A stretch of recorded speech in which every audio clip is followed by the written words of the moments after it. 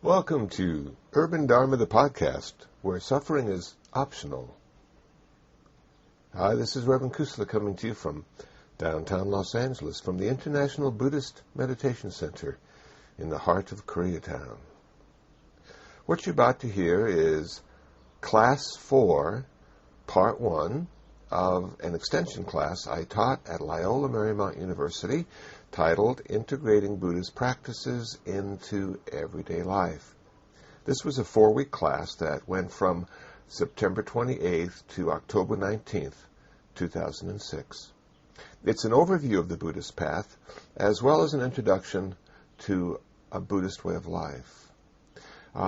In Class 4, Part 1, we meditated for 20 minutes, and the audio takes up right after the meditation. So that's why we're all really comfortable and relaxed when you hear it. So without further introduction, this is Class 4, Part 1, Integrating Buddhist Practices into Everyday Life.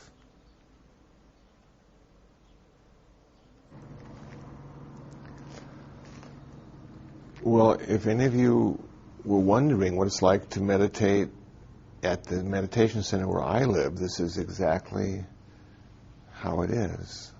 We have helicopters, and we have people talking, and sounds, and I've come to call that the breath of the dragon. And LA is the belly of the dragon. But every once in a while, he breathes out a little bit of fire, and it turns out to be that. It's just that unceasing sound of the city. So was everybody able to keep track of their counting, even though we had some distractions tonight? Okay. No? Did you go into... I was everywhere. You were everywhere? Okay. Okay. Yeah. And was your counting okay? I found myself, I did really well last week. Yeah? And then I've meditated almost every day this past week. Hey, cool. Tonight, I found myself very annoyed at that woman who was screaming. It really bothered me because, it was totally irrational, but I thought, how can she be so inconsiderate and stupid to be screaming? And then on my other half of my brain was saying, well, of course, she doesn't know when you're meditating. But I still felt the screaming was absolutely unwarranted.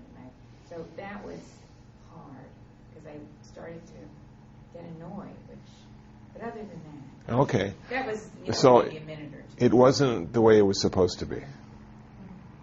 Okay. And she was one of the reasons. That was the main thing. That was the main reason. The helicopter, I live near the airport. The helicopter. So you're used to that too. Screaming, to me, sounded like she was distressed. I see. Okay. So that kind of threw me. And did it go away then? Did that little bit of anger that's... Stop screaming. Okay. Okay. Anybody else have anger at the distractions tonight? Feel the anger or the discomfort? Okay. Well, anger can be used skillfully if we're very careful. And to give you a story, my mom used to use it in a very unique way. And when she was married to my stepdad, her second husband, he's now passed away, she sometimes would be a little tired. She works 5 days a week, still at 79. She's 5 days a week. Features editor for a small newspaper in northern Wisconsin. And always been active and involved. But her day off, sometimes she just wants to hang out. And so she needed to vacuum because there were people coming over in the evening. And she went over and picked a fight with Stan, her husband. And they got into a little debate. And she was sufficiently energized to go and vacuum the entire house. It was an amazing example of using anger in a positive way. And Stan was a very nice guy. He'd let her be angry at him. It was okay with him, you know. So sometimes if we're angry at the voice we hear, and the anger, last week we talked about how sometimes we can be very mindful, but sometimes mindfulness rooted in anger or lust doesn't lead us to liberation. It just leads us to more anger and lust. And if there's a distraction and it really bothers you, you can hear it so well. At least I can. I can hear the inflection in the voice. I can hear every word. And, and if I'm half paying attention, sometimes I'll miss a few words. But with the anger connected to that, I'm right there. And that's the only thing I'm thinking about. I'm very much rooted in the present moment. So it's an interesting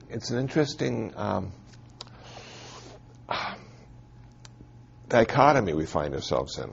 We don't want that person yelling or speaking loudly because it distracts us, but that distraction keeps us so rooted in the present moment that we can't leave until the anger finally dissipates, and then we're allowed to come back to our original object of meditation.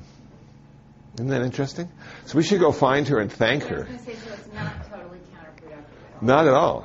Not at all. It's only counterproductive if the anger takes you to the next level. When you get up out of your chair and go punch her out, then that's not a good thing. That would be the same with fear also, or probably any emotion. If it's happening right now, exactly. It does keep you rooted in the present moment. Yeah, you can't go past your future. Yeah. So it's interesting. And of course the helicopter, that sound was happening right now. That wasn't tomorrow's helicopter, which will be there too, but that was tonight's helicopter. And so if we can't count because the helicopter is flying around us, well, why not make the helicopter our object of meditation? Not so much trying to figure out what kind of helicopter it is, but just how interesting it is that sound vibrates our eardrum, and now, because of that sound, oftentimes certain pictures appear. All the past times we've heard helicopters, all the helicopters we've seen in our life. And so one of those may just appear to us and say, I bet it's that kind of helicopter. And really, it's just our eardrum vibrating. But it's vibrating right now. So it is an opportunity to be present. Any sensation that's occurring is always happening right now. What if you stop counting and you just move in a state of relaxation? You don't know where you fall asleep. Yeah, that's just called sleeping. And sleeping is okay, but we can't learn anything when we sleep. And for me, I find sleep is very seductive, because it starts out with a sort of a warm, fuzzy, cozy kind of feeling. And then it gets really hard to count. The counting seems to be sort of slurred, if you will, because I'm being seduced by the sleep.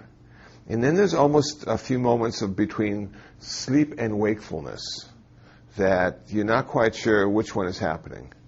But the way we would know if you were sleeping is when your head dropped. And it happens, it just sort of starts to bob up and down.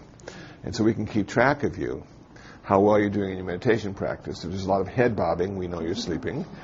And if you're, nice and straight, good attention, yeah. So sometimes we just need to sleep. Sometimes we're just so tired, no matter how hard we struggle against it, it's going to take us over. So can we count while we're sleeping? Are you skillful enough to count in your sleep? Well, you might be surprised because, we could have a dream where we're counting. Have you ever been woken up by your alarm clock? And so all of a sudden you're having a dream about a fire engine, and then you sort of shake yourself awake and it's just Well, we can integrate some of that stuff, wakefulness stuff, into our dreams, and so it's possible. It's possible to be almost asleep and still count, and keep track of where you are. Yeah, and I'm sure there are monks doing it right now. You know, I've seen monks sleep sitting up. You would never know they're asleep. They've done it so long and so well. They're just like perfect posture, and they're sound asleep. They're not snoring or anything. It's very cool. That's not meditation. That's not meditation, but it takes a lot of practice to do that. And so the reason we're meditating is we want to be aware of the present moment experience of our life. And in mindfulness, we simply want to be aware of it. That's it. We don't want to count it. We don't want to think about it. We don't want to categorize it. We don't want to give it a value of good or bad. In mindfulness, we simply want to be aware of the present moment experience of our life. Can you have visions? Like visions and dreams? What's the difference? Well, if the visions are happening right now, yeah, that's what's happening. And if you're mindful of the visions without giving them a value, Attaching them to. or attaching to them and actually charging them, supercharging the visions, making one thought into a cluster of thoughts, then you're okay. There's a friend of mine back in the 80s liked to go to Mount Baldy Zen Center. And she liked to do 7-day retreats. And they're up early. They're up 3 or 4 in the morning, and they meditate all day long. And no talking, no direct eye contact, just meditating. And so around the second or third day, she started to hallucinate, and she saw these 8-foot ants. And they were just like, out there walking around. And she had never seen 8-foot ants before. And at first she was fearful that she was losing her mind, that she was hallucinating, and this meant that something was wrong. And then she'd end up going crazy, and they'd have to call people, and they'd take her down the mountain and put her in the mental hospital. Those fears left pretty quickly. And then she sort of liked the idea of having something to do. And so she just sort of really enjoyed the fact that there were 8-foot ants walking around. And then they went away. And then she was sort of sad because it was back to meditation. And so she was counting her breath again. And so stuff like that happens, and we can meditate. That can be part of a meditation. If you're doing mindfulness, that simply is what you're aware of now. As soon as you identify with it and saying, uh-oh, I'm hallucinating, well, that's not meditation. That's not mindfulness. That's creating a duality. That's creating a separation from the phenomena itself. So mindfulness is very tricky. It's very light, as we talked about last week. It's very light. It's not forced at all. We're simply resting in the present moment on our awareness of the present moment. Just being aware of that. Whatever's coming. And again, we don't have an object of meditation in mindfulness. We're mindful of everything. So the helicopter was, if you're doing mindfulness and not concentration, because concentration is forced and you want to get deeper and deeper and deeper in one pointedness. If we were doing mindfulness meditation, that woman screaming, that chair being moved, the helicopter, all the sounds that we heard were just things we were aware of. And because we weren't doing concentration, we wouldn't necessarily get angry because it wasn't supposed to be there. Mindfulness is simply being aware of what's happening right now, whether it's everything or nothing. Is there a difference between visions and dreams while you're meditating? Well, yeah, I would think so. Visions usually happen when you're awake, don't they? Yeah. Yeah. And dreams are more... Well, dreams are out of sleep, which I think is a different kind of consciousness. There's a... Your brain is doing different things. Yeah. It's still not shutting up. It's just doing different things. The brain never shuts up. Unless you're like drugged. They're both your unconscious?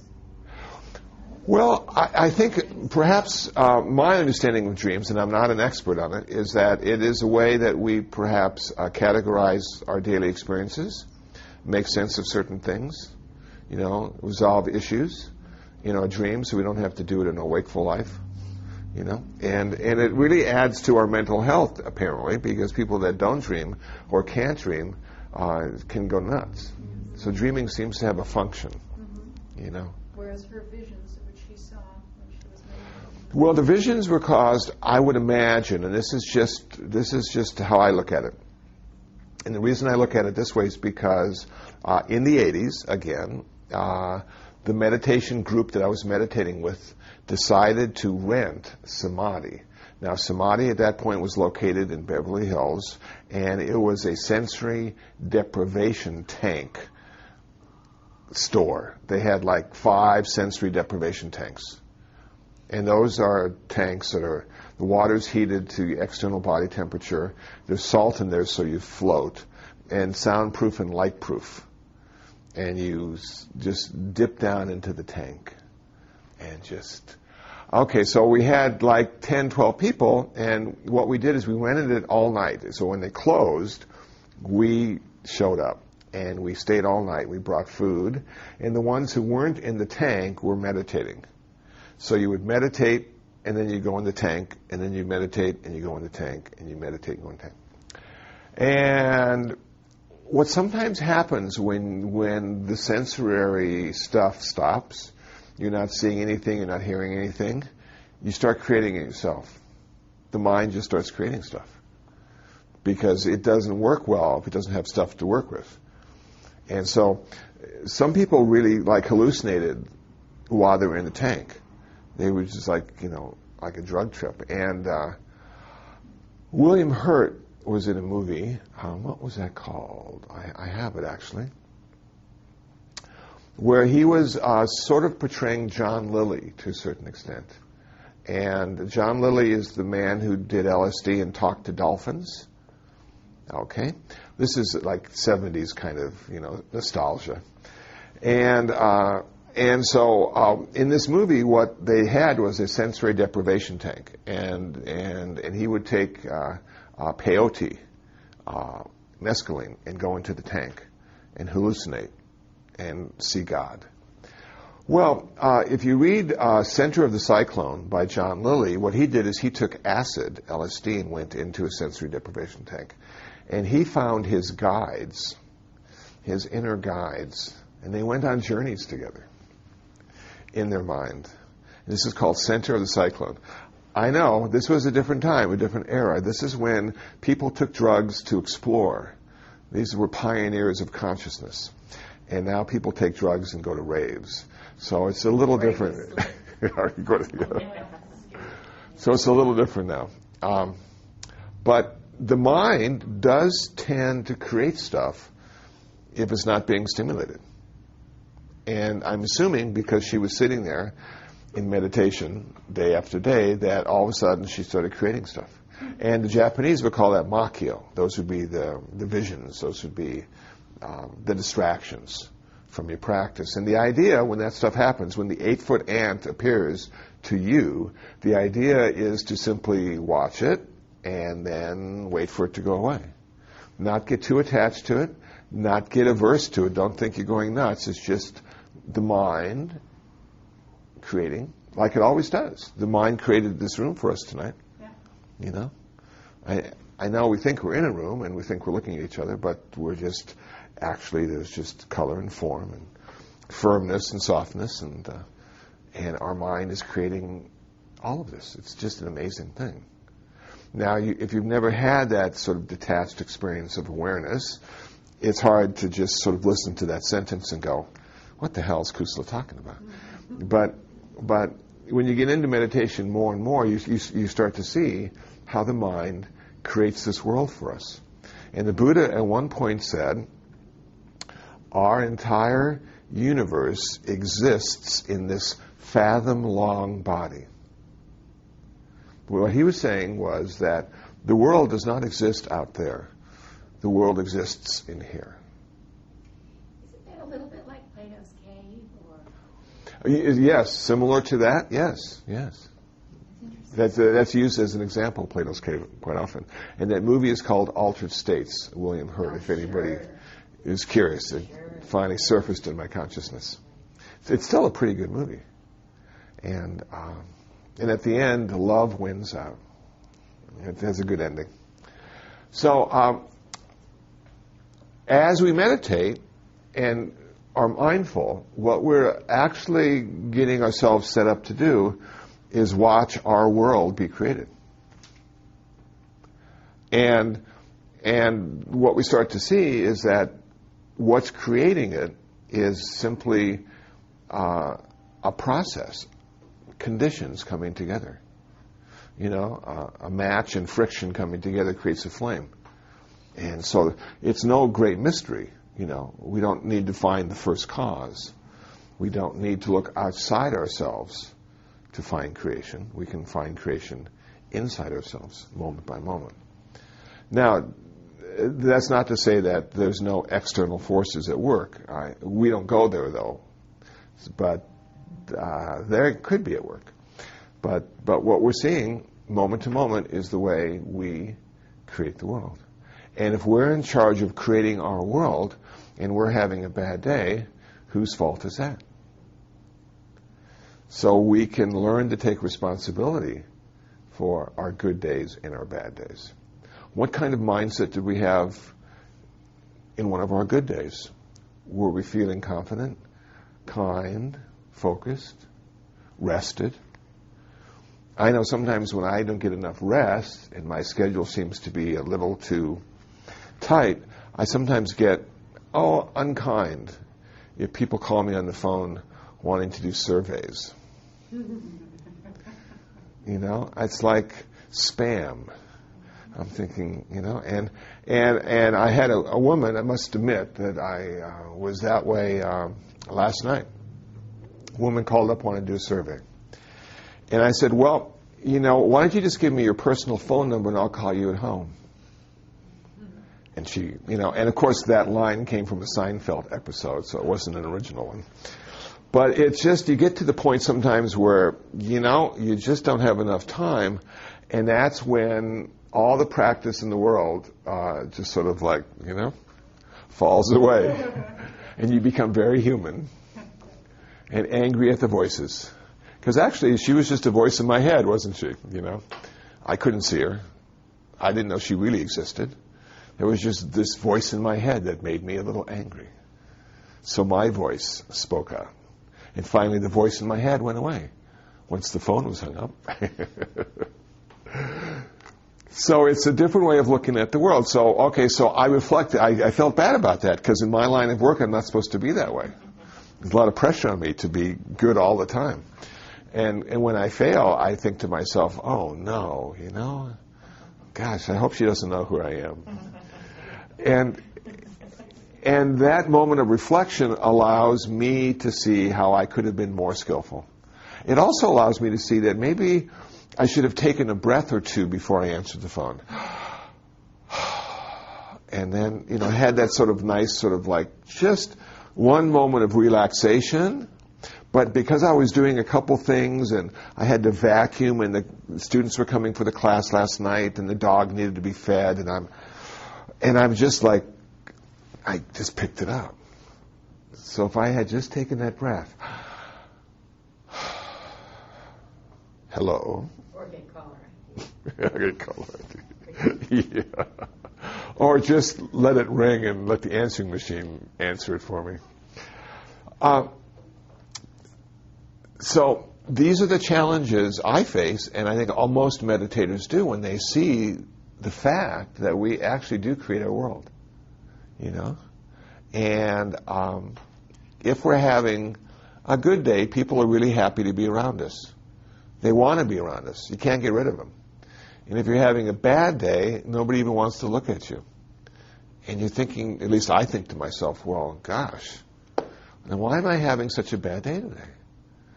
I can never come up with a reason, because more than likely there's 100 reasons why I'm having a bad day. So the point for me is not why I'm having a bad day, but what do I need to do? How can I turn my bad day into a good day? And today I was sitting at a car dealership waiting for my car to be inspected, and I was having a bad day. It was like 3.5 hours. And actually, it was pleasant. The sun was out, and I was watching people try to sell cars, and watching all the SUVs come in to have their cars checked. And then there was my little car. And so I started to do loving kindness meditation. May I be happy, peaceful, and free from suffering. May all these jerks today be happy, peaceful, and free from suffering. No. That'd be real helpful. And all of a sudden, the jerks all went away. You know? They were just people getting their cars serviced too. I said, okay. And all the people working on the cars were nice people, and everybody, all the salesmen were pleasant, and I realized that, yeah, I really did need to change my attitude if I wanted it to be a good day. And I suppose one of the things that meditation allows us to do is simply be aware of that fact. How many of us aren't aware that we're having a bad day? How many of us blame the other guy or gal? You know? What's their problem? Why are they having a bad day? You know, instead of saying, hey, I need to do some loving kindness. I need to love all these people. And if I can't love them, at least I need to be kind to them. Okay. May I be happy, peaceful, and then you just start that mantra. And it does change the way you relate to the people around you. It actually works. So I try to use it in my life. I try to reflect on, if I'm skillful, what were some of the conditions that allowed me to be skillful? If I'm unskillful, what are some of the conditions that prevented me from being skillful? And did I have anything in my bag of tricks that I could have done to make it different? Could I have taken and just taken that big breath and just have that time out before you pick up the phone or talk to the service manager, whatever your deal is, you know? Okay. Now, as usual, I don't shut up. Why don't we take 5 minutes, take a break, and then we'll go in questions and answers if anybody has any questions, and then a quick overview, but I'm thinking a bit more philosophical this time, because you've already heard the first one during the first class, which is sort of a rat-a-tat-tat, rat-a-tat-tat. And this one will be just sort of like an unfolding of a Buddhist life and where it's going.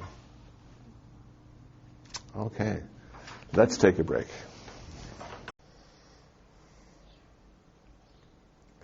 Well, that's it. That was Class 4, Part 1 of an extension class I taught at Loyola Marymount University entitled Integrating Buddhist Practices into Everyday Life. Hope you found it interesting. Hope you found it useful.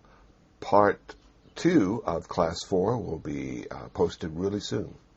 So if you'd like to know more about me, please visit my website, kusala.info. That's kusala.info. If you'd like to listen to more podcasts and interviews that I've done, please visit dharmatalks.info. That's dharmatalks.info. If you'd like to download some free ebooks on Buddhism and a 2007 Buddhist calendar in PDF, which you can then print, please visit buddhabooks.info. That's buddhabooks.info. And if you'd like to email me, my email address is kusala@urbandharma.org, and I'll get back with you just as soon as I can.